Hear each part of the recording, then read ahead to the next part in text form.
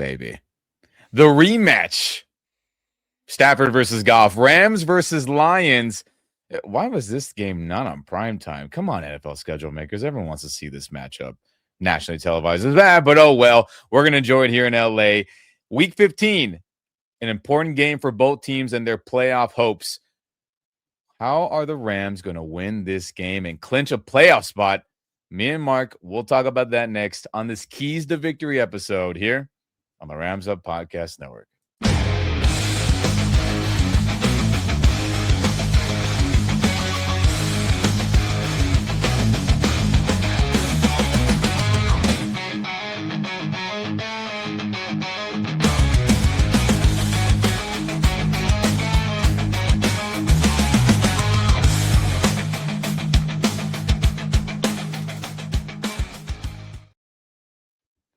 What's going on, everyone? Welcome back to the Rams Up Podcast Network. I'm Ian. That's Mark. If you're on YouTube and you aren't subscribed already, subscribe to the channel. If you are, like this video, turn on that notification bell if you're enjoying all our content and you don't want to miss any other fun video throughout this crazy 2025 season. And if you're on the audio only and or podcast only side of things, hey, share the podcast, share the audio with all your fellow Rams fans. Because, guys, any of those options, me and Mark, we very much appreciate it. It helps other Rams fans see our content. And, hey, thank you very much. But, Mark, it is time for game of the week. I mean, maybe game of the year just based on everything that's at stake for both teams. Let's call it what it is. Rams versus Lions in this Week 15 matchup. I am so damn excited to get there. But before we get started, everyone, we have a quick message from the sponsor of this video, MyBookie. Shout out to you guys.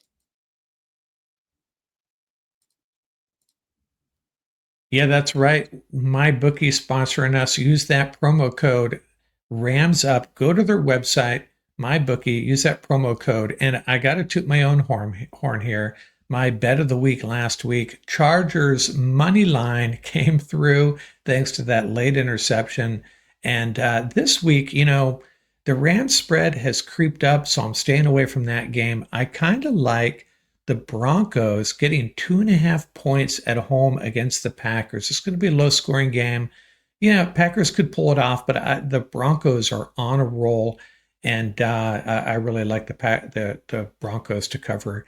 Maybe, actually, I think I'd take the money line on the Broncos as well. But 12 days of Christmas, get yourself a gift, log on to MyBookie, create an account, use that promo code RAMSUP, up to $500, and your first bet fully covered.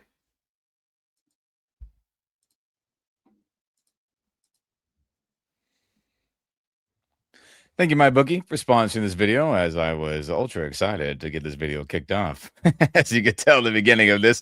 But, guys, Mark, this game is massive, so much on the line, and I'm pumped, dude. Yeah, and there's actually more on the line for the Lions, but can't underestimate what's on the line for the Rams here, because if they lose this game and then they roll into Seattle, a few days later for a big divisional matchup. So this game will just kind of like put us to ease a little bit, lock in a playoff spot, and then continue pursuing that number one seed. Yeah, guys, to Mark's point there, if you did not know, Rams win this game on Sunday, they clinch a playoff berth. They are in the dance. They are getting into this mega tournament that is the goal for any team, right? Give yourself a chance to win a Super Bowl. So they do that no matter how much they may or may not blow games after this. They'll at least be in, right? 1 through 7, it'll be guaranteed. So there's a lot to play for. Now, from the Lions' perspective, them being 8-5, battling with Chicago, battling with Green Bay to win a division, still very much a realistic path for them. They got a lot to play for. And again, so do we. Let's not just take this game for granted. Let's get a ticket in the dance. So that is what is on the line as well, everyone. So, guys, this is the game to be. This is the second to last home game before the final Week 18 finale against the Arizona Cardinals, who are vying for the number 1 overall pick, right? Not that game doesn't matter. Not that that game isn't important to the final outcome of where the Rams could potentially be seated in this playoff tournament coming up in a month. But get your tickets. I know they're not the cheapest, but if there's any game you want to get into that means so damn much for a gazillion reasons we'll talk about today, be out there. I'll be out there. If Mark was able to, I know he would. And I know a lot of other Rams content creators and other fans have already punched their ticket in their wallets to say, I'm going to this game. So if you are, show up in blue, everyone. Yes, you may have a nice Eric Dickerson jersey like I have on. You may have a classic Youngblood, a throwback Roman Gabriel, et cetera, et cetera, et cetera. But if you got any blue jerseys, blue shirts, blue jackets, show up in that. Let's show the world that, hey, Rams fans show up for important games like you have, like we all have throughout the season, because home field advantage, loud noise, all that's going to matter big time in this, should have been primetime game, Mark, right? Yeah. And, I want to say, when that trade, we'll talk about the trade in a little bit, but when that trade went down, I thought there was this mutual respect between the Lions and the Rams, the teams and the fan bases. But, and I even said, hey, when Jared Goff returns to SoFi, his first time he returned, hey, let's give the guy a standing ovation. Yeah. Let's salute him for the good times here. But after what happened to Stafford and the Rams in Detroit last time out, especially Stafford, I don't like these guys anymore. Let's make Jared Goff and the Lions as uncomfortable as possible. Within reason. Stay classy, LA. But we got to show up and make some noise and make Jared Goff and these Lions as uncomfortable as possible. That's what the home team fan base is supposed to do, right? And they crossed the line, I think, some of their fans in Detroit last year. So let's do our thing here in LA. Now, I'm going to piggyback off that point real quick. I understand the notion that, hey, he's not on your team. You're going to boo the opposing fans, right? Or the opposing players, excuse me. Totally get that. He's not on your squad. He doesn't represent your city. Any of that. Totally get that. Boo, boo, boo, boo, boo. Totally fine with me. But you know what I've been seeing the last handful of years we've played them? In those weeks leading up, I'm a football junkie, everyone. I like to listen in to our counterparts with the Lions who do media, no matter where they are, YouTube, podcasts, and the amount of, what's the word I want to say? The amount of non-gratitude for Matthew Stafford has been alarming for all these content creators, whether they're the big media guys from Detroit. I'm sure many of you know who they are. You've probably seen their viral other content creators. The amount of those guys who are just so unappreciative of Matthew Stafford and what he's done is insane. They act like he was a garbage quarterback for their team for forever. They act like Jared Goff's the best thing since sliced bread, and he's immediately the best, objectively best Lions quarterback ever. Now, in terms of maybe leading teams or quarterbacking teams to playoff wins, get it. Totally. But let's not forget, everyone, the Lions made Megatron quit early. He quit, retired early. Y'all made the greatest running back in the history of professional football retire/quit early. He also made terrible decisions in the front office, hiring VPs, GMs, coaches. My entire life, I'll be 30 soon, so that just gives you a perspective. And all that, Matthew Stafford was a trooper, never complained, never, I want to get cursy here, I'm not. But you know what I mean. And then for other Lions media members, you know who I'm talking about out there, Rams fans. You've seen clips. And if you're Lions people tuning in this, you know who I'm talking about. They act like Matthew Stafford was a whatever quarterback for them. And it is insane, Mark. And I'm hearing it again this week. It is ridiculous how ungrateful they are. Yeah, it's annoying. And, and I still have a lot of respect for Jared Goff, and I'm not going to play that same card. I still think he was a quarterback that was didn't get as much love as he should have, didn't get appreciated as much as he should have. But no standing ovations for Jared Goff. No round of applause at this point. I want us to. I think this Rams team is pretty pissed off about the Tyler Higbee hit as well. Yep. Throw a little salt on the wound there.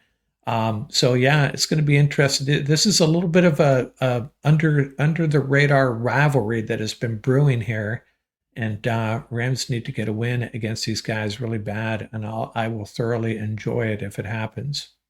Yeah, and again, look, if Lions fans out there, if you don't feel that way about Matthew Stafford and his time there and all that, then I'm not talking about you. Don't worry. Got respect for you. But a lot of these media guys out here, YouTube creators, professionalists in radio / TV out there in Detroit, it is absurd how delusional they talk about Matthew Stafford. And it's crazy. I'm hearing crazy crap again this week. It's just like, guys, be objective as we try to be here, right? And let's be objective about the trade you talked about earlier, right? Let's revisit that as, yes, you could say this was a quote-unquote win-win. One team, our team, Rams, got the quarterback who was good enough to deliver in a Super Bowl. We all know Jared Goff was not going to be able to win with third, fourth, and fifth string skill players in that Super Bowl game at the end and win it, right? We all know that. So that worked out. And then, hey, Jahmyr Gibbs, one of the best running backs in the NFL, Sam Laporta, Jameson Williams, that's a great skill group right there they drafted using our picks and, shuffling around, trading back, trading up, etc. Then they got Broderick Martin, they got Josh Pascal, they got Melifuanu, if I said his name right, the DB, apologies if I didn't. And look they got a great haul with that, but let's not forget, you had to hire a Rams guy to be your GM who knew what he was doing, because I was going to bring that up. Yeah. For 25 years of my life out of 30, almost 30, you guys didn't know what you were doing. So it took a Rams guy to go over there and get your act together, right? So go ahead, Mark. No, yeah, it is kind of curious that it was Brad Holmes that directed those drafts. The next Ram assistant GM, whatever his title was with the Rams, and he's done a great job there. But I think I think both teams did win in this draft scenario. But I think if the Lions don't, their window could be, I don't know how long their window is, but I don't know if it doesn't look good this year for winning a Super Bowl for them. And until they do, the Rams have won this trade. Yeah, look at it. If Matthew Stafford, if we successfully pull off another Super Bowl season after a quick rebuild, let's call it what it is. It was a quick rebuild, retool. I know the Rams organization will never admit that be the case, but it's what it was. And they immediately, with a whole entire new group, basically, with still Matthew Stafford and a couple other guys still around, of course, win another championship. I don't want to hear it was a win-win. Rams would single-handedly grand slam this trade to be a victory on their end. No win-win-win-win. The goal is winning championships, not just making the playoffs. At least that's the standards we have here in Los Angeles. I don't know about Detroit my whole life, but yeah, anyway. and Stafford was never going to win a Super Bowl in Detroit. Just wasn't going to happen. Never happening. What was it? 12, 13 years you spent there hoping and praying they would get right people in there to steer the ship in a positive direction. Didn't happen. And it took a Rams GM, a Rams executive, plus a lot of draft picks to get it done. So, oh well. But you know what else is kind of funny too, though, Mark, while we're talking about news and all that stuff? Phil Rivers is like, you know what? Matthew Stafford, screw that guy. He's not going to pass me up. As Holden Cantor, shout out to him. He's a great, Rams super fan, always helping out the community, tickets, sponsorships, etc. Always helping guys out and gals. Shout out to him. He had a funny tweet. Philip Rivers really saw Matthew Stafford about to pass him on the all-time passing yards list and said, "Not so fast, buddy." As if you were not aware, Philip Rivers came out of retirement to go play for the Colts, who, RIP to Daniel Jones's Achilles blew up on him this past week and sucks for him. He was having a nice season. We had a big battle with him earlier in the year. But you can see here, if you're on YouTube, right? Philip Rivers, as of today, 63,440 passing yards. Matthew, as of today, 63,163. So, that could have been broken on Sunday, but that's not going to be the case unless Stafford goes for 500 and it blows up, right? But it's funny. Yeah, and it still could be Riley Leonard, though. We're not sure. Or is it going to be Look, Rivers? We'll it's see. got to be Philip, right? Yeah. Just for my selfish football Yeah. junkiness, let me see some Philip out there to lead them to beat Seattle, right? I mean, Yeah. look at whatever backup they got going right now, they ain't beating Seattle's defense. Let the Yeah. old man who's a Hall of Fame candidate let him go out there. Yeah. He's got a better chance than anybody else. Yeah, But and worth noting, I got to tell you, I track this stuff and I talk about, climbing up the record books for various Rams, and I was talking about that fairly recently, and then it got me thinking, yeah, Stafford's about to pass Rivers, and I texted that almost the exact snapshot to my special assistant saying, I know why Rivers is coming back, and then Holden posted all over Twitter. So maybe I should have done the same, but shout out to Holden. He is. He sprinkles some really good content out there for all us Ram fans. yeah, he's a great content creator slash super fan, and does a lot of good stuff for the community for sure. So that was funny that NFL acknowledged that and made that official post that we just shared right now on screen. But all right, everyone, enough of the crap talk with Detroit media that I was on a spew on. But you know what I'm talking about, everyone. All fair in the game of football, right? Nothing personal, of course. Check the comments later, perhaps. It's all good. It's all in the again, nothing personal. I don't know people who they are, human beings, but in terms of the Matthew Stafford subject, be real with yourselves. Come on. Anyway, so Rams Lions. Let's get into it, everyone. Again, one more time, thanks for being here on this game preview keys to victory episode. But everyone, Rams versus Lions history. The recent history mark is a lot closer than what I thought it would be, and even all time is a lot closer. Rams lead this guys 45-41 and one tie, but they're 0-2 in the playoffs. Excuse me. Against those damn Detroit Lions, as I'm choking on that 0-2 right now. It made me upset thinking about it. The last loss we all witnessed in recent years, it was the 2023 rebuild retool season where we played them in round one. Didn't have a kicker, so we were going for it a lot in fourth down. And I felt like we should have won that game, but we didn't. We didn't do enough to win it. We lost by a point. That was whack. And then, Mark, you had that fun stat for the last time we played the playoffs against them. The time before. Everyone, give me that. Yeah, we're talking about the 1952 game, and the only reason they beat us was Night Train Lane was out with an injury, and Bobby Lane, the great Lions quarterback, went off on us, and Lions pulled off 1952.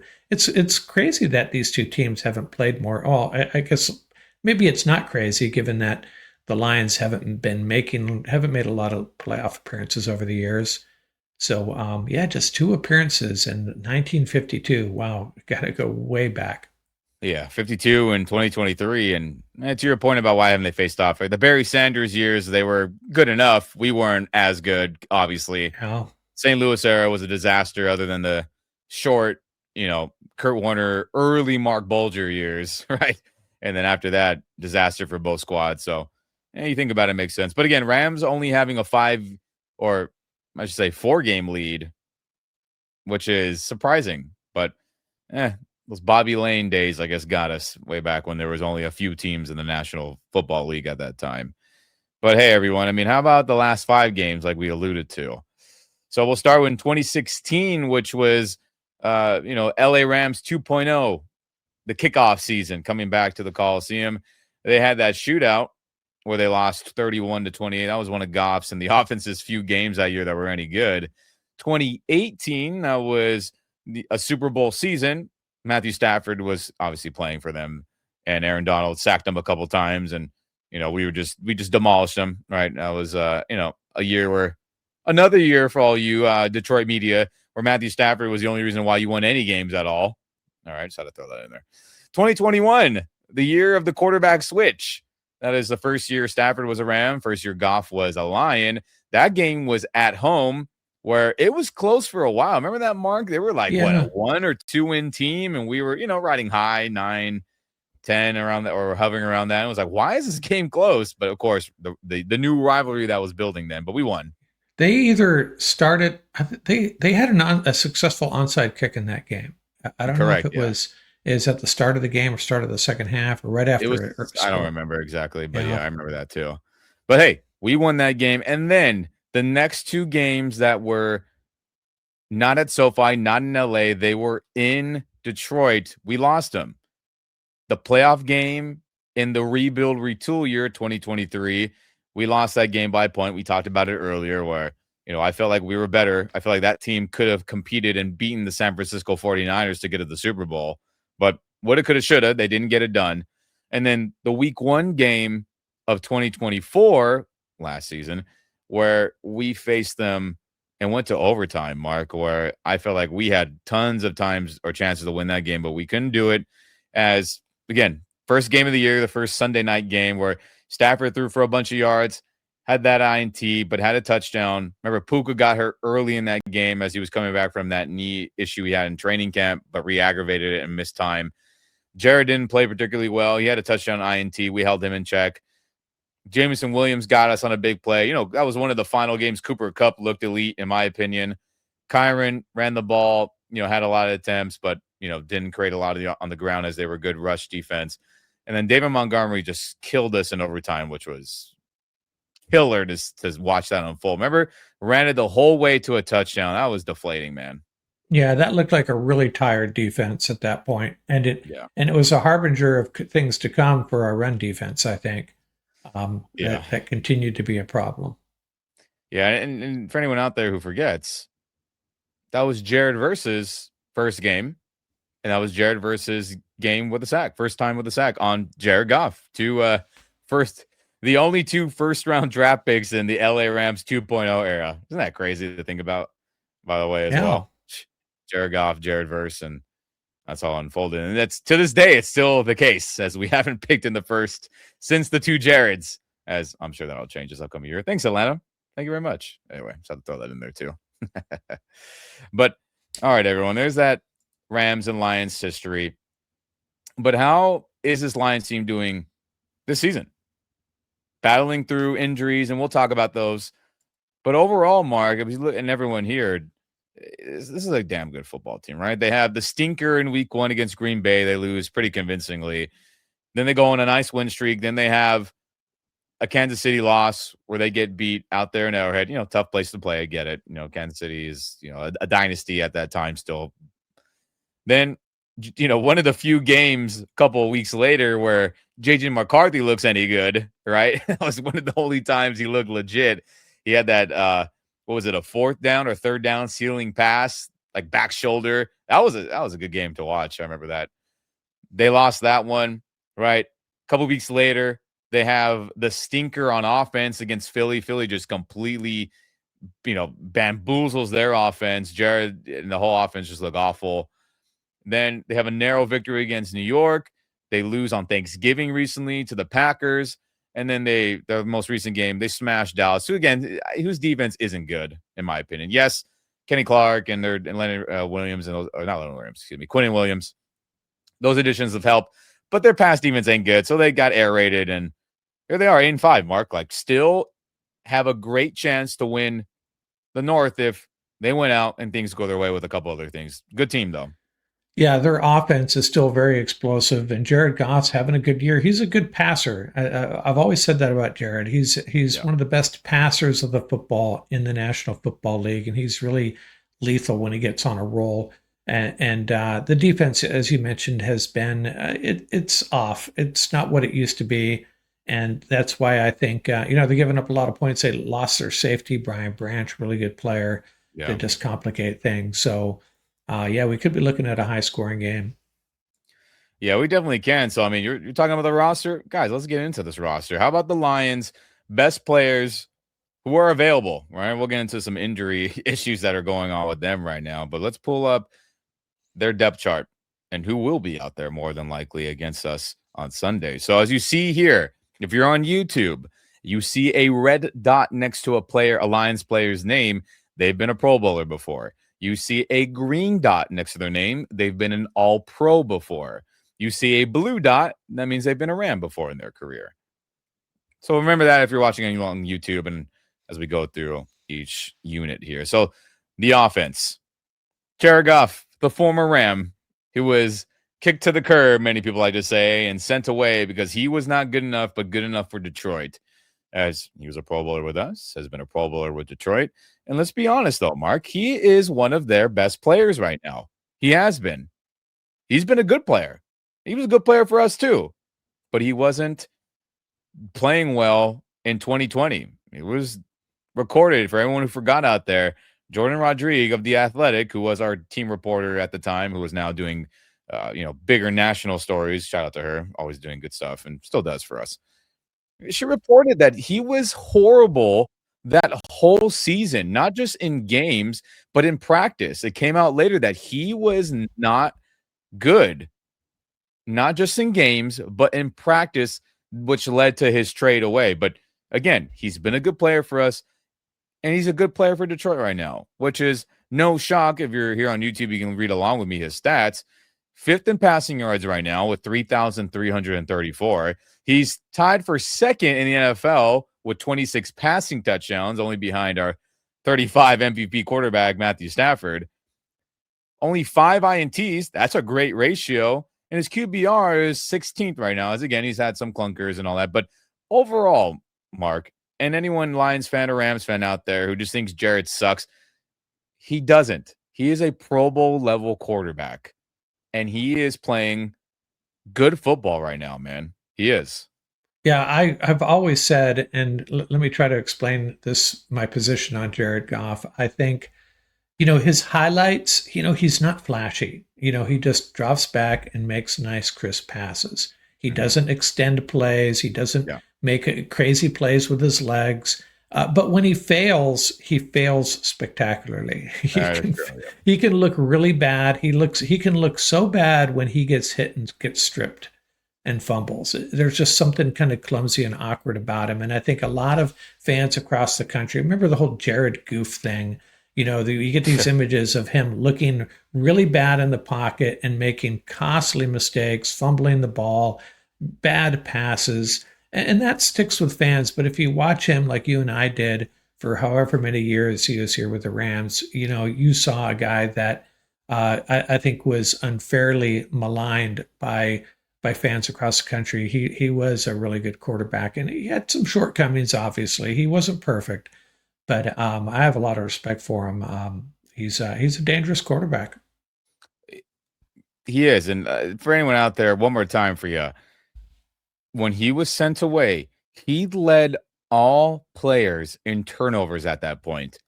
More than Jameis Winston, who went literally 30 for 30, I think, one year, right? Pretty much. 30 touchdowns, 30 INTs that one year.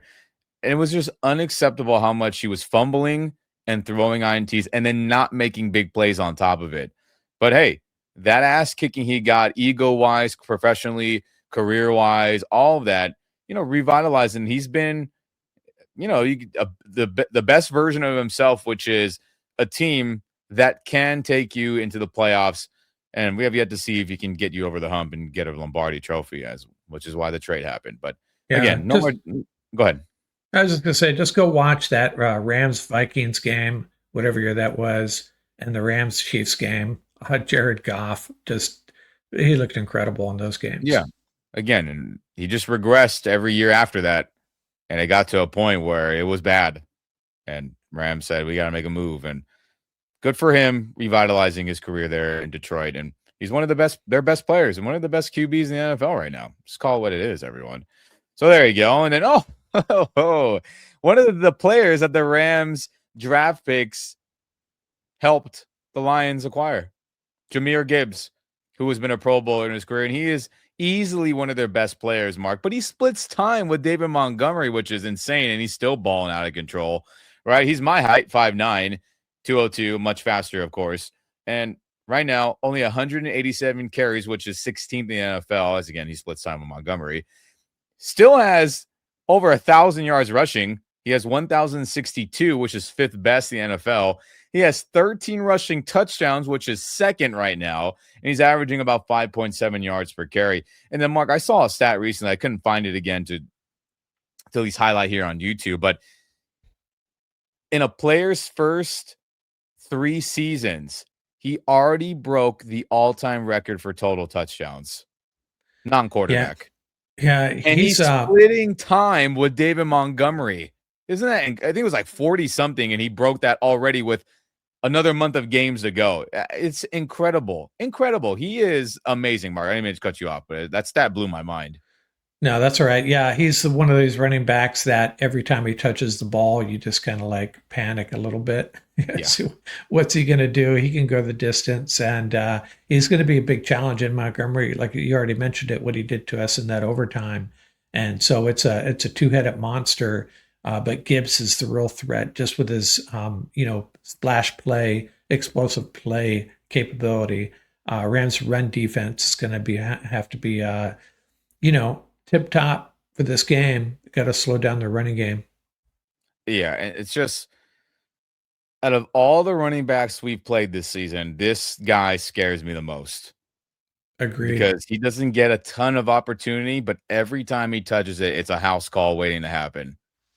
More than Jonathan Taylor we face, more than Derrick Henry we face, more than, I guess, this worn down version of Saquon.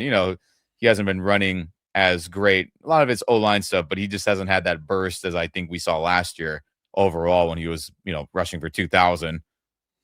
But this guy, Jahmyr Gibbs, my goodness, we'll talk about how to defend him a little bit later in this episode, but he is one of their best players by far, probably the best player on the Lions the last handful of years. And he splits time and is breaking all-time records. Filthy. Yeah. So anyway, we go back to the roster here. But yeah, don't forget about David Montgomery. He's a Pro Bowl level running back himself as he overtime ran the ball down our throat last season. That was terrible to watch unfold in that Sunday night game. So they got two starting running backs, both of them Pro Bowl caliber, in my opinion. Obviously, Jahmyr is an all-pro level guy, breaking records. And then, the other all-pro and Pro Bowl level player in that skill group, Amon-Ra St. Brown, as he is from Southern California. He went to USC for all USC fans out there, and I think he grew up in Orange County. As, we were lucky enough to have faced him once, right back in 2021, right? He didn't really kill us that game. He was his rookie year. But this man is a baller. And they force feed him. He gets open. He is their version of a Cooper Kupp-esque player, in the Brad Holmes regime, which when he got drafted there late, which, I was hoping the Rams would have grabbed him, just obviously keep it LA, but I thought he was a good wide receiver at USC. For a 4th round pick, all Pro Bowler right now this season, everyone. I mean, 81 receptions, which is 6th in the NFL. He's got 976 receiving yards, which is 5th, and he's missed time already with injuries. He's got 9 receiving touchdowns, which is tied for 2nd in the NFL. He's averaging about 12 yards a catch. He can go short, deep, intermediate, screen game, all of it. This guy's a baller, and he is one of their best players by far, one of the best players in the entire NFL too, Mark. So another guy on offense that there's serious game planning that's got to go down to get him in check. Yeah, and that's what's scary about this offense. They're really well stacked in the rushing and passing departments. Goff to this guy and Jameson Williams, and then you got the 2 running backs, and you got the tight end. So they're fully equipped and a really good offensive line too. So it's a problem. No freaking kidding. But how do we go back to the main offense as a whole? And then, let's forget about Jameson Williams, who cooked us deep last year as well, and is one of the best deep threat wide receivers. A lot of people weren't sure if the Lions should have drafted him as he had that knee issue coming out of Alabama, where it was like, hey, that's a risky this and that, but it's worked out beautifully for him, right? And he's been a baller. He is someone that we probably can't guard one-on-one. Let's just call it what it is. No one can run with him. Maybe Emmanuel Forbes. Again, we'll get into the game planning part a little bit later in this episode. But he's the other receiver opposite of them. Khalif Raymond's a good 3rd receiver. Isaac Tesla, who you and I liked a lot, Mark, coming out of the draft. He's a good player that'll fill in and catch touchdowns and be productive, and he's a big physical guy as well. But as you see here, though, right, no Sam Laporta. He tore his knee up and broke some other things, if my memory's right. He will not be in the lineup. You get Ross, Dwelly. You'll get Anthony Fisker in at tight end. So, woo! At least, I hope he heals up well, but just for the Rams' benefit, he's not going to be out there. And then Taylor Decker, left tackle. He's been a Pro Bowler. You get Dam Skipper, the 6th man lineman, right, coming in on jumbo packages, filling in. You get Kwadi Awasike, as a lot of people have hated him in the lineup from Lions media. They need their starter back, who I'm blanking on his name. So that'll be a great mismatch if he is out there for the game. Then you got Graham Glasgow, Tate Ratledge, and then Penei Sewell, man, the all-pro Pro Bowler lineman, who is one of their best players by far too, Mark. So he's someone that can neutralize our guys up front, Averse, Byron. So let's run away from that guy in pass rushing situations because he can lock you up. Yeah, I forgot about Laporta being out, and the way tight ends have hurt us seemingly every week. I guess that's good news for the Rams. Hopefully, he comes back strong. But in this matchup, that's favors the Rams a little bit. And yeah, this offensive line, I know they're dinged up at the one spot, but they have been consistently been one of the better offensive lines in the league. Now, let me say this, though. Christian Mahogany, who is the starting guard, who has been out a handful of weeks, his practice window is getting open this week, so he may or may not be back in the line, which would be a big boost for them on the ground in general, which is a negative for us. So we'll see what happens with him. But as of today, the backup guard, Keode, if I'm saying his name right, apologies. He's a lot of Lions fans have not liked what they've seen from him, which would benefit us, but he is the main guy as of right now. We'll see what happens with their starter, Mahogany, if he comes back or not. But real quick, everyone, as we have the stats next to it, I mean, this offense, to Mark's point, that scares you. It's elite. Points per game, they're number one right now with 30.3. Yards per game, they're third best, 378.7 per game. Rushing, top 5 with 335.8. Passing, top 5 with Jared Goff throwing around, 242.8. Red zone percentage, they're scoring touchdowns 66.67% of the time, which is tied for third best in the NFL. Sacks, they've only given up 27, which is the 13th least. So they're nearing top 10 in terms of being good and not giving up sacks. And then turnovers, he's only given the ball up 8 times, which is the second least in the NFL, everyone. So I know it's a lot of numbers that I just rattled off. If you're on YouTube, you can read them for yourself. But yeah, Mark, they're elite. They're elite. Yeah, and they take care of the football. So, ball security, the Rams are going to have to do the same in this game because they can't expect a lot of turnovers. So, yeah, this is a really efficient, high-producing offense. Not much more you can say about it. This Rams defense, man, we're really missing Quentin Lake in games like this, unfortunately. But hopefully Chris Shula has something schemed up to slow these guys down. Yeah, I hope so too, gosh dang it. But let's get over to the defense, everyone. Lions defense, Aiden Hutchinson, one of their best players easily in the NFL, as he's been a Pro Bowler before. He is a massive super freak, as he went to the University of Michigan and stayed in the state of Michigan going to the Lions. This 6'7" guy is a problem. Right now, he has 23 solo tackles. He has 8.5 sacks, which is tied for 12th best in the NFL, so he's getting productive there. He has 4 forced fumbles, which is tied for second in the NFL, so he's not only getting to the quarterback, he's making guys fumble and lose it. And this guy, Mark, I mean, he absolutely went nuclear on us last year when we had backups in, right? Alaric Jackson was suspended with his dumbass stuff he was doing off the field. You can look into that, everyone. Rob Havenstein was dealing with an ankle injury. So he just absolutely abused us last year. And then, he had good moments in the playoff game before as well. But we got a game plan for him. He is one of their best players by far. And man, oh man, our line's been playing good football thus far. So they got a big challenge this week, no matter what side he wants to line up on. Yeah, and like many of our opponents, I haven't sat around watching a lot of Lions football, but the word on the street is he's not quite back to 100% from what we saw last year. Sure. Hopefully that's the case for this Rams game. He's still a super talented guy, though. Yeah. I think Alaric is a good matchup for him, though. And we'll talk about Warren McClendon. He's been playing really well, too.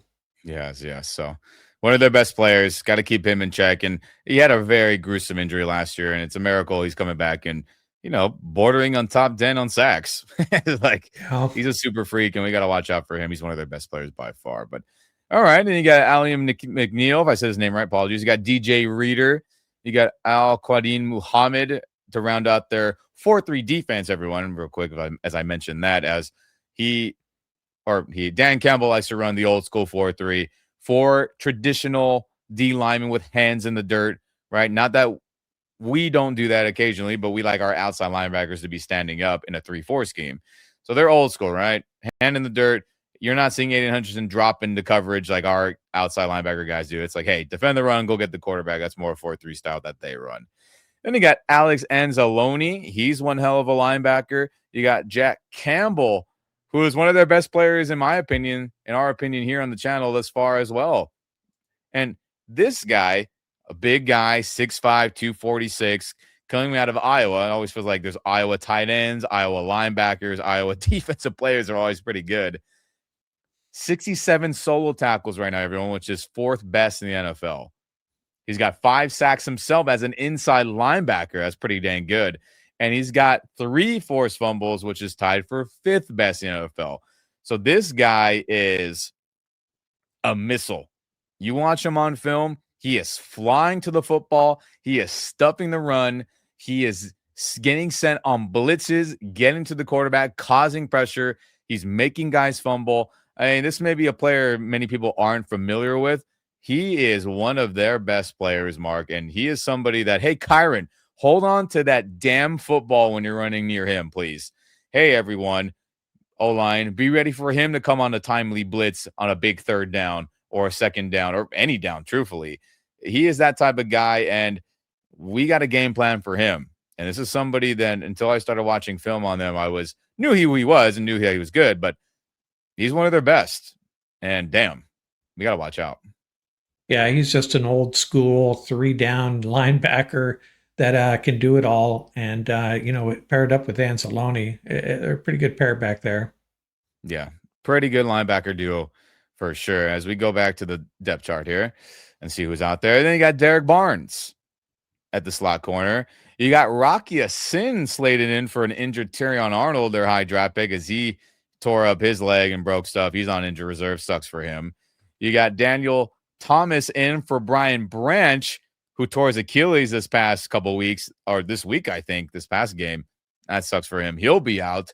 Kirby Joseph, the man who, had the dirty hit on Tyler Higbee in the playoff game, the man who was talking shit to Matthew Stafford online through Instagram stories, and has a lot of has a lot to do with this Rams Lions hate that a lot of our fan base feels. Truthfully, he's questionable, but look he's been an all-pro player. He's been a good player for them, and I know he complained that the hate I got left me at the Pro Bowl, which is probably true.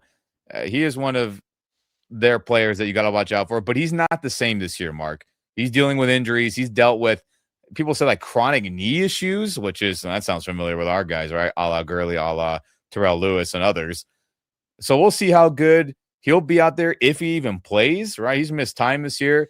Then you got DJ Reed, Amik Robertson. So this secondary, Mark, is beat up. They're missing probably their 2 best players in the secondary, which benefits us. And their 3rd best, you could say, hasn't been himself and may or may not even play this game. But we look at the stats, everyone. Points per game, they've given up 23.4, which is 18th best. So they're on the lower half of the league. Yards per game, dead center pretty much, 15th with only 323.9 yards given up. Rushing, they're a top 10 unit, only giving up 102.7. But on the flip side of that coin, they're the 19th ranked passing defense, giving up 221.2 yards in the air. Red zone percentage, and not great. They're, again, on the bottom half, pushing, in the 20s there.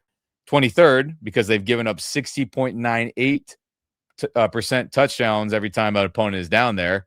Not great. Sacks, though, they're top 5. They've gotten 37 sacks as a team. We talked about Aiden Hutchinson being a big part, right? My goodness, Jack Campbell being an inside linebacker guy on blitzes. He's getting there. And then, hey, shout out to all the other rushers. When they get pass rushing situations, they're getting home. And then turnovers haven't gotten a ton. Middle of the pack, pushing, in the upper tier. Only 16 turnovers, but they're 14th best in the NFL. So a unit that gets to the quarterback and is living and dying by that, truthfully, as they're saying, hey, we're playing man-to-man. We're going to let our guys go up and hunt QBs, and if you get us, you get us. We'll live with it. Yeah, it seems like this defense has been banged up for a couple years now, just injury after injury. That was their issue last year. injuries on defense. But it's an interesting proposition for the Rams offense. It seems like the vulnerability here is going to be through the passing game, except for that pass rush is dangerous. Do the Rams want to lean on the run against these pretty good linebacking core? I have a feeling I know. I think we all know what Sean McVay is going to do, or what he's going to tend to do in this game. But yeah, it's a little bit of a dinged up defense right now. It is for sure, but again, a unit that is opportunistic and has had really good moments. And again, them missing 2 out of their 3 best DBs and maybe a third this game, depending on what happens with Kirby Joseph. No bueno for them. Good for us. But I hope those guys heal up as they all, Brian Branch, Terry Arnold had season-ending injuries. It sucks for them. Just human to human, you know what I'm saying? But, I mean, shoot, guys. What about the specialists? Can't forget about them. Special teams matters, as Jake Bates, the XFL, UFL guy that they signed, whatever league it is now, they keep changing it every couple of years. He's been one hell of a kicker for them. That was somebody that I was like, hey, we should sign that guy. But of course, a Rams executive, Brad Holmes, who's now running the Lions, snagged him. Shocker. But then, Jack Fox, the punter, he's been a Pro Bowler. He's been an All-Pro. He's one hell of a guy that could be a difference maker in field position in this game. He's got that ability. And then Khalif Raymond being the punt returner, along with Jacob, Sailors as kick returner. That's a good return unit right there. That's just one hell of a special teams unit, Mark, that, is not in our favor in terms of this matchup. Let's be real. Yeah, you're right. Our special teams. I mean, I was so excited about. 2 years ago, generationally bad. Last year, much improved, and then this year, taking 2 giant steps backwards. Although pretty happy with Ethan Evans' kickoffs. Yeah, it's gone better. That's one bright spot. But yeah, Raymond's a little bit scary in the return game. That's for sure. Yeah, so it'll be up to the defense hopefully doing their job, making sure that Jack Fox doesn't have the ability to pin us in the 5-10 yard line, which he's an All-Pro guy. He has that ability, and that'll be a big emphasis, I'm sure, this week in meetings of like, how do we neutralize him, or maybe get a block? That'd be great. But I mean, shoot, guys, this is a stacked roster. Despite the injuries, they've got good players. They've had their struggles, but we talked about the Lions stats, offense, defense. But how about the head-to-head? How do the Rams stack up against this Lions team, offense, defense, etc.? So let's pull that up now as we rattle off the offense and defense for Detroit earlier. But how about the Rams offense? We'll start with them, Mark. Right now, they are 4th in the NFL in terms of points per game, scoring 29.2. That average jumped up. Thanks, Arizona. Yards per game, they are now 4th as well. 372.2 yards per game, elite. Rushing, thanks, Arizona. We're now pushing top 10. 123.9 as we are the 11th best in the NFL. And passing, MVP quarterback, we're 3rd best. 249.2 per game, elite as well. Red zone percentage, tied with Detroit's offense, Mark. 66.67% of the time, we're scoring touchdowns. So that's going to be a fun thing to witness on Sunday, which offense is more efficient if they get down there. As again, that's not a typo. They actually are tied. Sacks given up from the Rams offense, the 3rd least. They've only given up 17. O-line's been fantastic. Stafford's been smart with the football, getting rid of it if things get a little wacky and pressure comes. Awesome to see. And then only 11 giveaways, which is the 6th least in the NFL, Mark. So look at Rams offense, and almost everything is elite, which is crazy. And this matchup against Detroit's defense, as again, you're on YouTube, you can see the 2 stats compared, Rams offense, Rams defense. We need to have success on them. We have to have it. Now it's going to be some easy peasy 45, 50-point butt kicking like it was Arizona, but we have healthier guys on that side of the ball. We have All-Pro guys everywhere on that side of the ball, Pro Bowl level guys, people playing like Pro Bowlers, O-line, tight ends, etc. We have to eat, and I think we can. Yeah, I think that red zone percentage, our offense against their defense, is what jumps out at me on this screen. and that bodes well for the Rams. They just have to continue clicking in the red zone like they have, and the defense as well.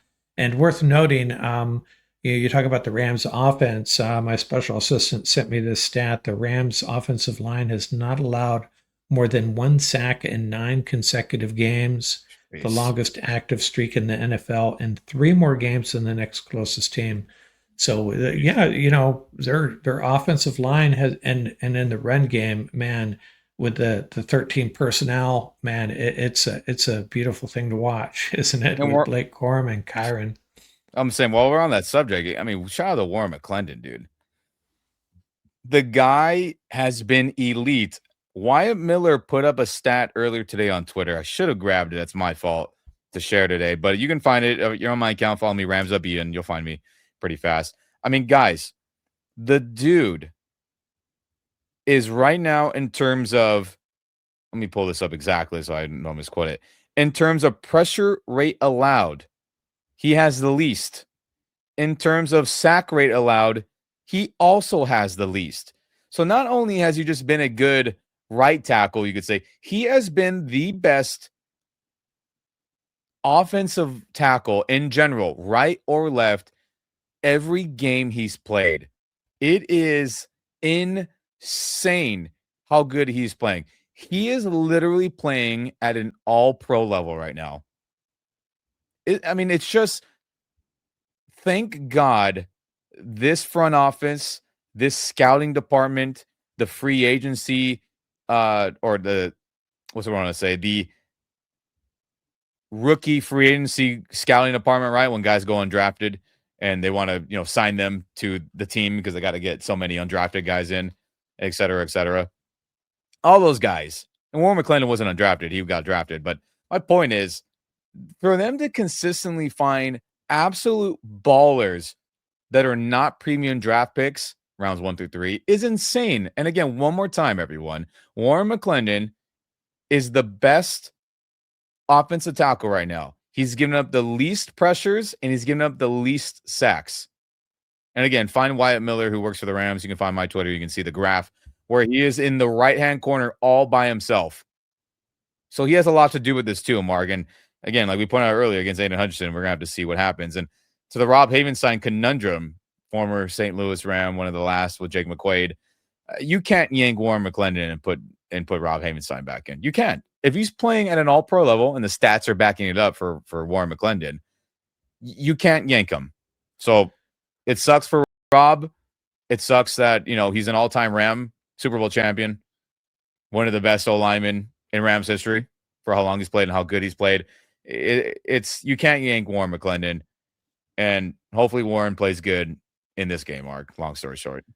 Yeah, and if Rob does come back, pretty decent backup tackle to have in the house, and a guy that he's going to be coaching those guys up. He's a team guy. He fits into this Rams culture so much. And kudos to the Rams for the patience they've shown with McClendon, because I think through the course of his short career here with the Rams, he's played some guard, played some tackle. Yeah. He's had some struggles. And I think their consensus with Ram fans, he's a guy that, he's a backup. Hopefully we don't have to play him. And his contract comes up, he'll probably move on. And now he's playing right tackle with an elite offense. And we've forgotten the fact that our starter's out, right? It's just press on, business as usual. Business is even better, actually. I mean, this sounds exactly like Alaric Jackson a few years ago. Remember, he got thrown in against the Vikings in the Super Bowl season when he was a rookie, and he played really good. We're like, oh my God, our third string tackle, he survived, right? We're happy with that. Right. And then 2022, he got playing time because of injuries to multiple guys. He was good. Then he had the blood clot issue, and then 2023 and onward, he's been awesome and a good tackle for us. So it seems like Warren McClendon is in that same category, coming out of nowhere and just balling. It's great to see. I had a feeling Alaric was going to be good when he started. Was that with those tweets that he's putting out about what he thinks the offensive line, how the offensive line should be constructed, and penciling himself in at left tackle, let the best guys play. It's like, oh, there's a confident young man. Yeah. And hey, we paid him to stop doing dumb shit out in the regular world. Alaric, please don't get yourself suspended. All right. Anyway, you can look that up, everyone. That's why he got suspended last year. But all right, enough of O-line love, as they're getting plenty. Let's not jinx it. How about the Rams defense, everyone, facing this Rams offense? Let's read up those stats. Points per game, third best, only giving up 17.5, as they only gave up 17 against the Cardinals, so that checks out. Yards per game, 13, 315, as, you know, the bend but don't break mentality we've been seeing recently, as it's been a lot of garbage time. Rams have been blowing teams out. Okay, we like to see that be top 10, though, of course. Rushing, 103.5 given up, which is 11th best. Okay, cool. Seeing some improvement on that. Passing, seeing some improvement, only 211.5, which is 16th best in the NFL. And then the big boy stats, though, Mark, right? The ones that are difference making in the game in any moment. Red zone percentage. Rams are the second best red zone defense, only giving up a touchdown 42.5% of the time. Elite, only behind Denver. Sacks, sixth, with 36 sacks they've been getting. And I feel like they should be getting a lot more, but bordering around top 5, I'll take that. Good to see. And then turnovers, they have 21, which is 5th best in the NFL, which is an elite category as well, Mark. So all that to say, my goodness, it is going to be a buckle up, play sound football, be disciplined. Don't be shooting gaps you're not responsible for because you think you need to gang tackle Jameer. No. Play discipline, play sound, play to your technique, and make plays like you know you can, because if you don't, this elite Lions offense, as you can compare stats, everyone, if you're on YouTube, they will get us. And it's a tough matchup, man, for sure. Yeah, and they're a great team, and I don't know how to approach this game. If I should be stressed, if I should be excited, if I should be apprehensive. Yeah, it's going to be a fun game. I guess the only thing that's taken the edge off a little bit is they're not a divisional rival. But other than that, this is as good as it gets, right? Yeah, this is a big time matchup, especially again, a lot of it is going to be on our defense's shoulders to play good, make plays when they're there, and contain this offense as much as humanly possible. It's going to be tough. They are an elite offense. And I think to your point earlier about Rams offense, Lions defense, red zone, I think that's going to be a big one here. Rams red zone, second rate red zone defense against the third best red zone offense tied with us. That's going to be massive. Do they get the stops? Do they make him to kick field goals, or do they stop them on fourth and goal? That's going to decide a lot, and I think that may be a difference in this game. But woo Nelly, this is going to be a fun one, I think, everyone. But I mean, hey, how about that injury report, though? Right? I mean, we talked about guys who are for sure not going to be out there, but how about some other dudes that we're not 100% sure on, Rams and Lions? As Tutu Atwell, Mark, oh, hallelujah. He was finally activated off injured reserve per multiple reports. And we talked about it last week, man. They were pushing that window, and I was like, are they really not going to activate him? And are they soft benching him? Which, look, they won't admit it, but they were. But again, because he is still technically on injured reserve as of earlier today, then he's still on the injury report. But he's been practicing full for a while now. And I think he could be a massive difference in this game. Hopefully that hamstring doesn't pop on him again, right? I mean, my God. Darius Williams didn't play this last game. He had a tibia bone bruise or something. He was full. Byron Young with the knee. I think they're just maintaining him. Again, he's a trench guy. He's getting smacked around. He was limited. Devontae Adams says hamstring, but McVay said veteran rest day. Just want him feeling as best as possible for the game. Shouldn't be any detriment to his ability to go out there and ball out. So that's nice to see, Mark. But 2-2. Thank God, Mark. Yeah, now, so I'm trying to look at this roster and figuring out what the Rams are doing. They moved Nick Hampton to the practice squad, That's right, leaving us with 3 outside linebackers.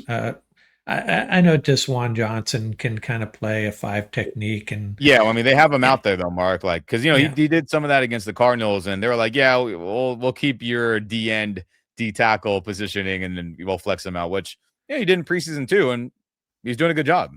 Yeah. So Hampton's back on the practice squad. I guess that opens up the spot for Tutu. It does. I think that's what's going on here. But yeah, Tutu, having Tutu back, we're going to be fully armed at the wide receiver position. That's now, right. Especially when you consider as much as we're going 13 personnel. I don't know how many wide receivers do you need when you're going 13 personnel as much as we are. So we'll see how that plays out. The snap counts will be an interesting follow-up story after this game. For sure it will. But I mean, look, when you go 11, it better be him, Devontae, and Puka. Like, those are the Yeah. deadliest guys that could be catching passes in that grouping. And there's no one fast enough running with Tutu on that line secondary. We'll get to the keys a little bit later, but great to see him back. And then, okay, how about the Lions? They got a lot of guys dealing with stuff, right? Brian Branch, he's got the Achilles. I mean, they haven't officially placed him on IR, but we know he's done for the year. Anzalone was sick. He didn't practice, but I assume in a couple days he'll be ready to go. You know, Taylor Decker, the starting tackle, dealing with a shoulder. He didn't practice, but again, I expect him to go unless something unforeseen happens. Then you got a bunch of other guys, right? Khalif Raymond with the ankle. He was limited. Christian Mahogany, who is the starter. He is limited he had a fibula injury. Again, he may or may not go. Let's just go with the assumption that he probably is. Let's just be honest. So that is a big boost for their O-line, Mark, as a starter comes back, as fans were tired of seeing the backup guard, his name Kade Oyaki, or again, whatever his name is, I'm butchering it. He's dealing with a foot issue. He's limited. He's questionable. Then you got Thomas Harper, Kirby Joseph with, his chronic knee issue. See what's going on with him. Does he play? Is it aggravated where he can't? And then Vaki, the other running back who fills in, he's got a thumb. But I expect all the guys who aren't for sure to be out. I expect all these other dudes on the list. And again, I expect Mahogany to be activated. Unfortunately for us, but good for them. Sione Vaki, he was one of Paul Wallia's Puka power picks, maybe one of his favorite picks in that draft. Was it last year or 2 years ago? It's nice to see no Poona Ford on this list for the Rams finally. Yeah, we'll get to him and his importance very, very soon. As my God, I mean, we're gonna need it this game. Yeah, I think all hands on deck. Yeah, I think he had 16 snaps last week, and I think I saw him making an impact on every one of those snaps. It seemed like. And look at the Cardinals don't run the ball; they don't even try. So I mean, his impact wasn't as felt as he can rush the passer though too. Let's not forget. But there you go, everyone. There's your Wednesday injury report. Again, all those Rams guys should be expected to be good. Majority of these Lions guys, again, other than Brian Branch and others who are on IR and done for the year, Laporta, Terran Arnold, etc. We'll see what happens with them. But all right, everyone. What are these damn keys to victory to beat these Lions? We talked about offense. We talked about defense. How they stack up stat-wise with our Rams, offense and defense. Highlighted their roster, their best players, who we got to look out for. But it's time to game plan all of us together and say, how are we going to get this and clutch a damn playoff spot and potentially ruin their season, right? We got a quadruple whammy. That's a tongue twister, Mark. Playoff clincher for us can possibly ruin their season from making the playoffs. This will help us win the West and get a top seed. And then also the Stafford Goff dynamic, some personal crap talk that we could all, join in on with Detroit media members. I think it's there's a lot at stake here. Oh, absolutely. And are you ready for me to roll for my keys to victory here? You want me to jump into that? Yeah, let's do it, Mark. So let me hear it from you, man. As again, one more time, everyone. Keys to victory here to beat these damn freaking Lions. Mark, give it to me on offense. What does this Rams offense need to do to be successful against this Detroit defense who's banged up on the secondary? Well, it's really a tough call here. I mean, it's a nice problem to have. The offensive line has been overpowering. Blake Corum and Kyren Williams are just running so well right now. And then you got a pass offense that's going up against a slightly wounded Detroit secondary with a good pass rush. I think the Rams just need to mix it up. They can't become one-dimensional, and they won't. They're gonna mix it up and just pick apart this Lions defense. At least try to. It really just comes down to ball security and red zone efficiency. Tactically, continue running that 13 personnel, pound the ball, play action, get the ball to Puka. He was like. Talk about a Ram that stood out last week. There are so many guys on offense that just tore it up.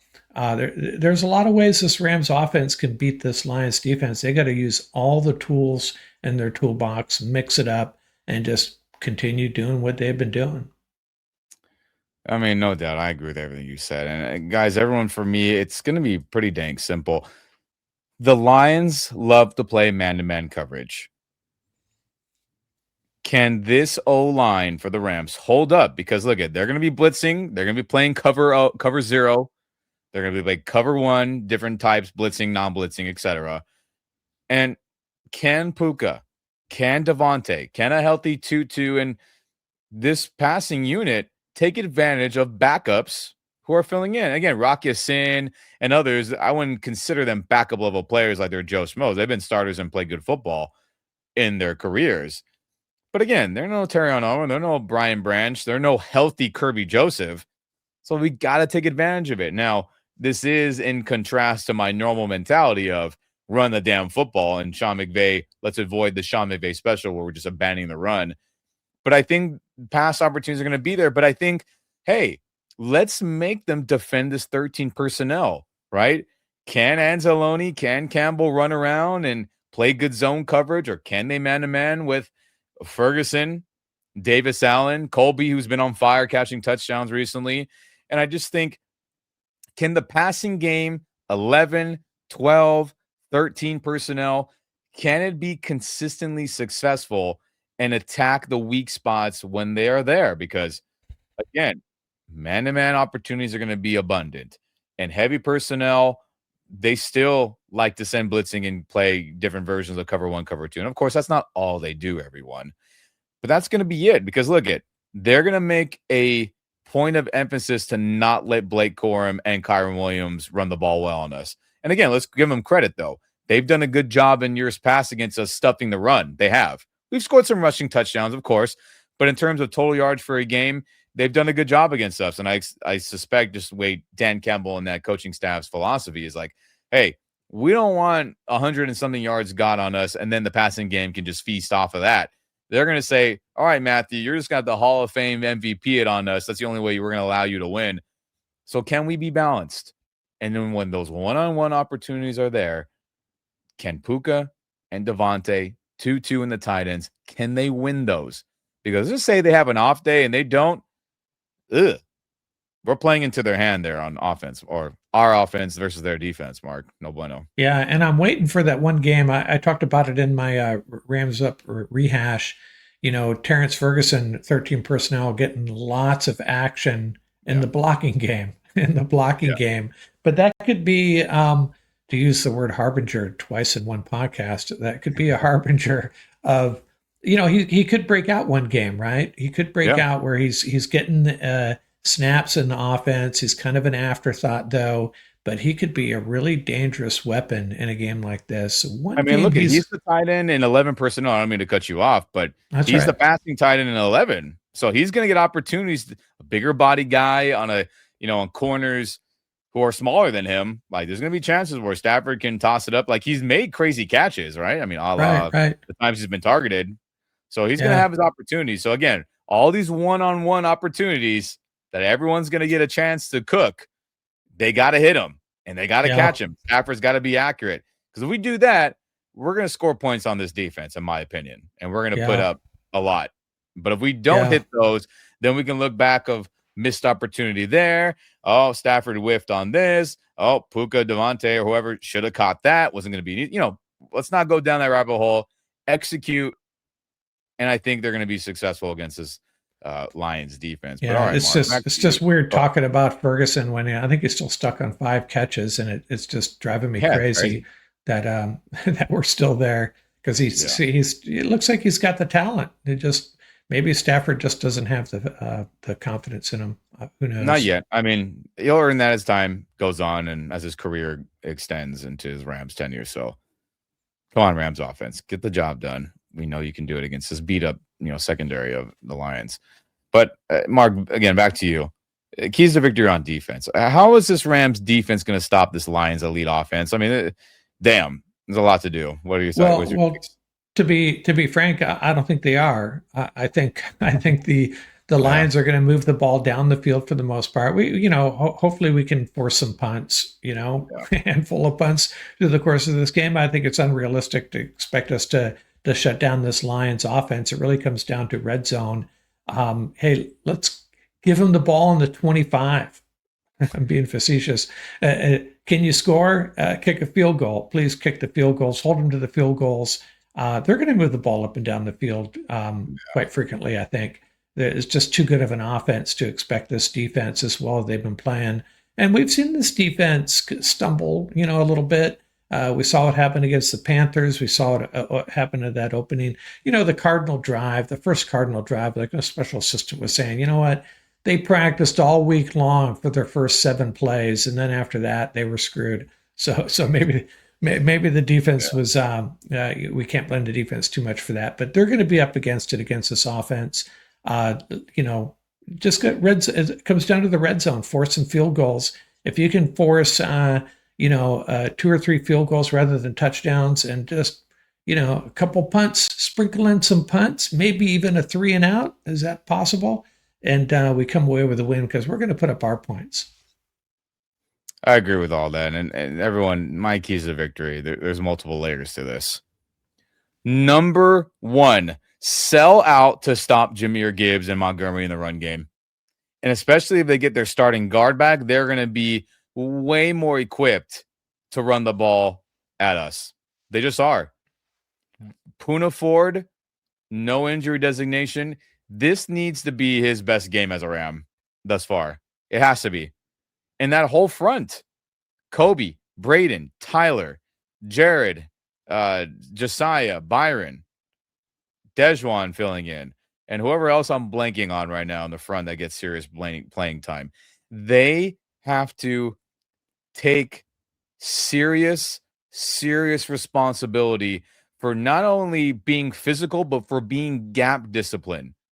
Because let's rewind to last year, everyone, where Saquon Barkley smoked us.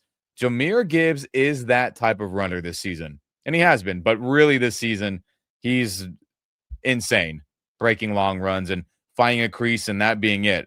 Because, look, let's be honest. Emmanuel Forbes is fast. He ain't catching Jahmyr Gibbs.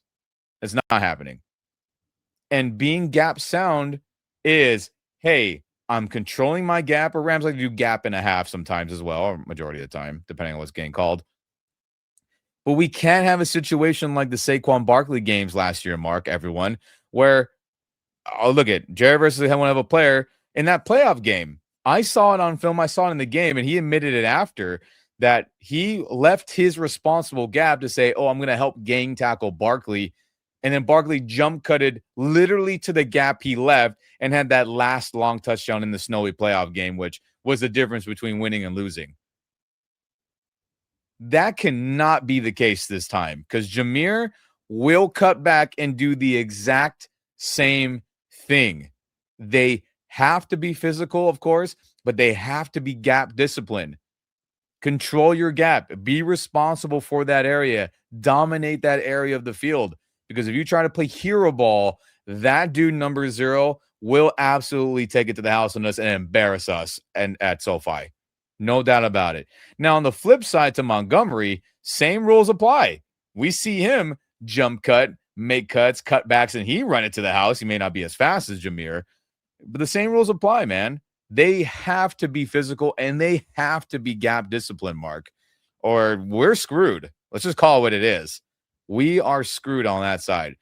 Now with that, okay, let's bundle that point, put that in your pocket, all right, everyone? Now, the passing game, okay? When it's passing situations, the Rams absolutely have to, speaking of the front, they have to get pressure up the middle on Jared Goff with only 4. Are we going to blitz? Of course we'll send a blitz. We're not going to not blitz at all. But this is the game where, again, our main front guys, D lineman and outside linebacker edge dudes, they have to be balling out of control in this game, and especially up the middle. Why do I say up the middle? Because how do you contain any pocket passer that is not a runaround guy? You get pressure up the middle so the pocket gets blown up, because more times than not, they're not going to be running around making Josh Allen crazy plays, Lamar crazy plays, or any other quarterback that does that. Jared's never done that. And more times than not, when you get pressure up the gut, he panics, he throws bad passes, causes turnovers, fumbles, interceptions, whatever. Bad things happen to Jared as a Ram and still as a Lion, when you get pressure on him in general, but especially up the middle because he is a pocket passer, they have to win with 4. Because if we start blitzing, look at Jared can dice you because extra guys are being dedicated to get to him, and he has outlets, right? Amon-Ra short, the tight end short, Jameer out of the backfield, Gibbs, same guy, Montgomery out of the backfield. They got answers if you blitz, but rush for 4, cover everything else. That's the main key. And then to the second part of that with the pass, I mean, we have no one that can run with Jameson Williams. Emmanuel Forbes is the most equipped, Mark, everyone out there. But even that's a tough ask. Amon-Ra St. Brown is a man beater, zone beater, et cetera, et cetera. That's tough. I just think Chris Shula is going to have to really disguise stuff. And again, on top of that, rush for the 4-man rush has to get there to Jared. Because again, blitzing, playing soft zone coverage, right? Amon-Ra short, everyone short. We'll get killed by 1,000 cuts. Play press man, Jameson Williams will kill us deep. We're in a conundrum, but again, I think the whole thing is about the front. They have to kick ass this entire game. Run and pass. Kobe, Braden, Byron, Verse, and everyone else that rotate in, they have to be ass kickers this game, or we're going to be in another Monday night Rams-Chiefs shootout, it feels like. Yeah, the one thing you referred to is I think it's called do your job, right? Do your job and trust that the guy playing next to you is going to do his job and everything will be okay. And you brought up something that, maybe we kind of alluded to it, but this is one of the few quarterbacks that we faced that doesn't really present that problem of extending plays and running, getting you with his legs a little bit. And so that push up the middle could be critical for sure. Yeah. And again, it's all going to be about that front, run and pass. That is going to be the deciding factor in this game, in my opinion. If they get pushed around, they can't cause enough pressure or get Jared to the ground enough in this game. We're going to have a shootout, and we're just going to have to hope Matthew Stafford, has a comeback victory in him, or, they're unstoppable, which hey, Detroit's defense, they got players, even though they're missing guys. So, Nally, there's a lot to game plan. Yeah. But remember, if you were a Lions podcaster, and you were looking at this Rams offense and how you're going to deal with that, they got a pretty big problem on their hands too. No, I get it. So yeah, I get it. I agree. But man, oh man, this is going to be whose defense shows up more. It feels like that's going to be the case.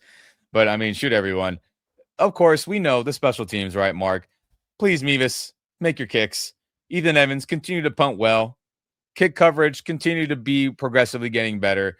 And hopefully, their all-pro punter and their probable Pro Bowl kicker maybe have an off day against us, right? That's really the hope for them and us. Yeah, home game, and we've played them in Detroit a lot recently, but we've won 6 of the last 7 in Los Angeles, or maybe that's Los Angeles / St. Louis. I'm not sure, but 6 of the last 7 home games. Yeah, so that'll be a deciding factor. Again, finally, out here in Los Angeles for the, when they're both good, right? As the last time 2021 Lions were in the rebuild still. Stafford Rams, Super Bowl champions. That's right. We won the trade. But hey, everyone, we gave you our keys to victory. We talked about the Lions roster, how they stack up against our roster, the history between the two teams. Mark just gave you some more fun history. How about the early score predictions, right? What do we think this final outcome is going to be? Mark, shoot it to me, man. Rams win, Rams lose, Rams tie, and what are the numbers you got? Well, I gave you a number at the top of the podcast before we started, and I've talked myself out of it. You're going to have to do some editing here. I was originally going 31-23, and I'm just thinking, I don't think we're going to be able to hold this Lions offense to 23 unless we have a couple of takeaways and we just have a lights out defensive performance. The over under in this game is 55. It's going to be, I'm taking the over. So my original score, 31-23, just tack on 10 to each team. and let's go 41-33. I think it will be a Woo, shootout. imagine that, which is very likely. Let's just call it what it Yeah, is. this is I mentioned the Rams Vikings, and I mentioned the Rams Chiefs, and then last year the Rams Bills. It's going to be another one of those. It's going to be just a game that the entire country will be talking about for the display of offense and a Rams win in all four of those cases. Rams Vikings, Rams Chiefs, Rams Bills, all wins. This one's going to be another W, 41-33. 74 points on the board.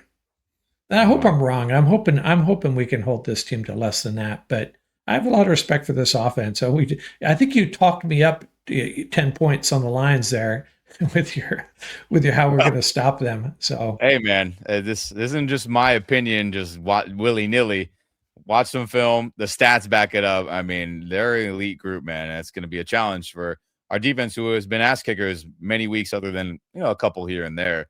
But I mean, my early score prediction, I got 34-33. How did I end up there? I think the Rams will have to kick field goals. I do think we get some, big touchdowns through the air, and Stafford's cooking. And I do think we get points unless something catastrophic happens. But I think 33, because I could picture this, and this is kind of in the keys to victory aspect as well, everyone. Look at the Lions love trick plays. They love going for it on fourth down.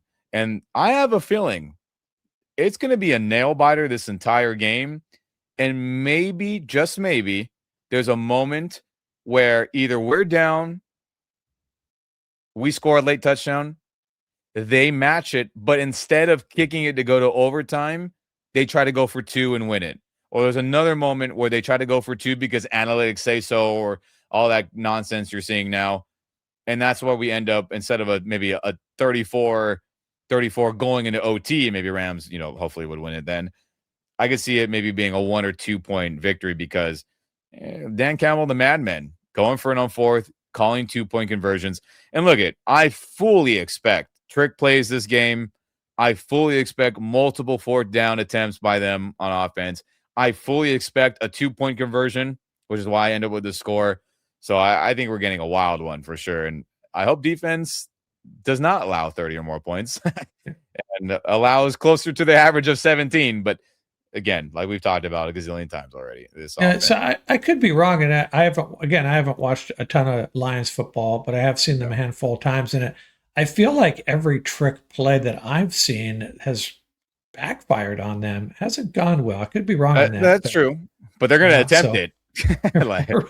And it seems like trick plays work on us throughout the years for whatever dumb reason that is, by the way. Yeah. Whether it be the Niners or other, it's just like, oh yeah. And McVay is won't run them at all.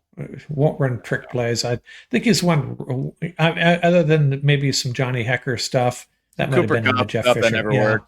Right. Yeah. So he's like, screw that stuff. Just let Matthew do his thing. Yeah, that's fine with me. It's working. Yeah. That's fine. MVP quarterback, let him throw. I don't need Tutu to throw, even though we know he can, former high school quarterback. Oh. It's okay. Make him throw bombs to him. That's what I'm cool with, everyone. But I mean, there you go, everyone.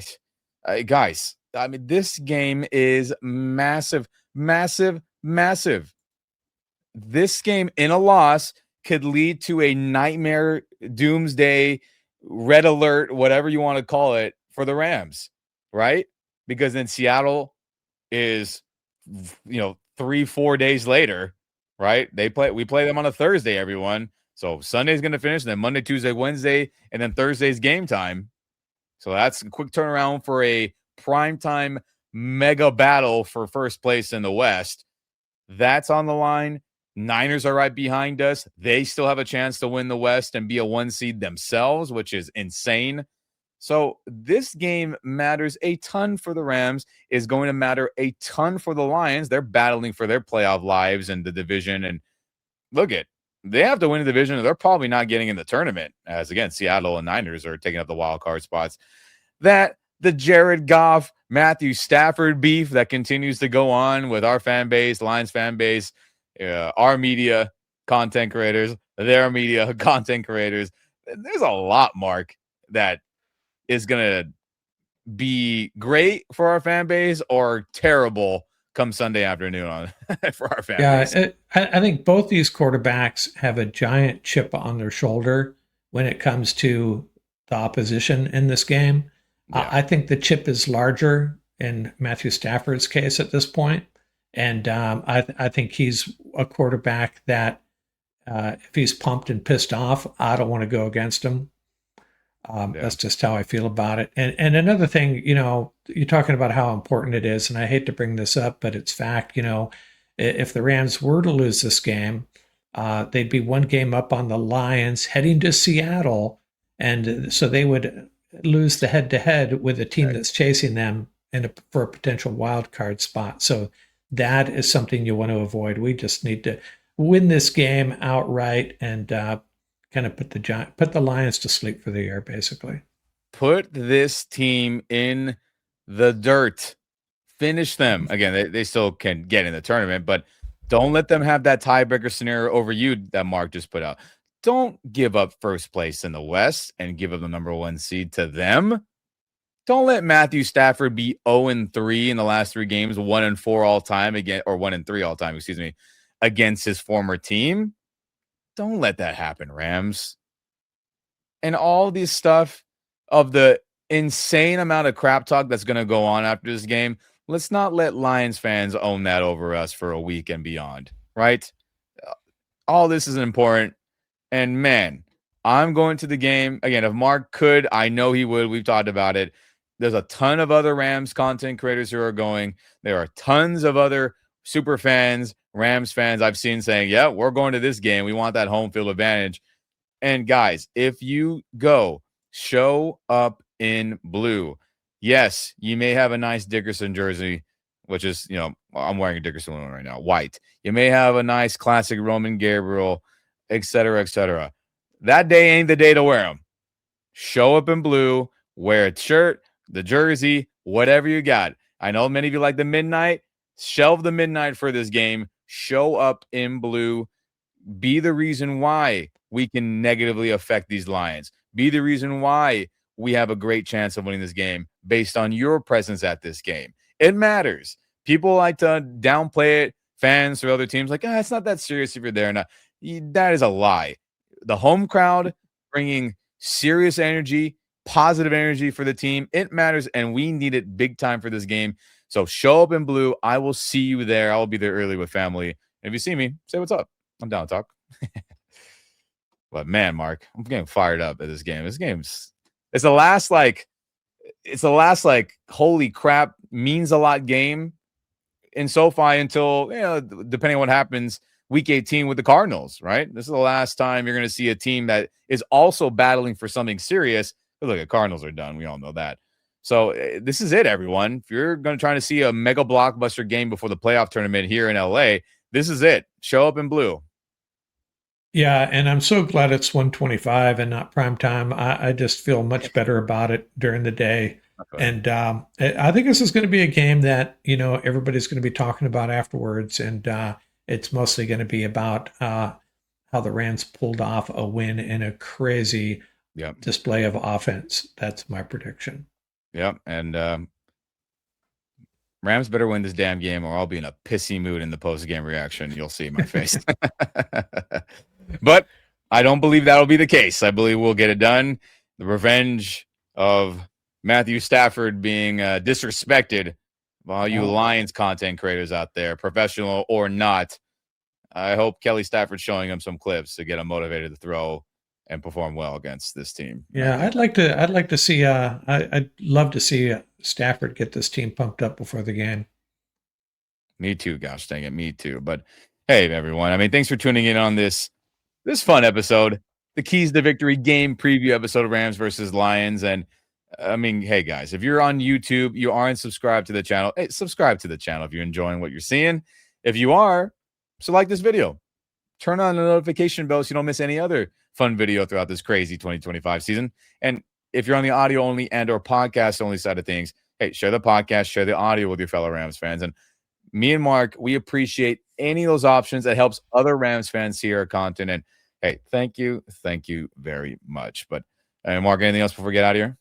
No, man, just I can't wait for this game to get here. And like you say, it's going to be a stressful afternoon, but Rams come away with a W.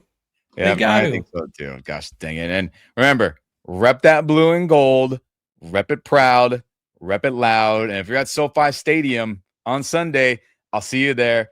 Throw up the horns. Go Rams, baby.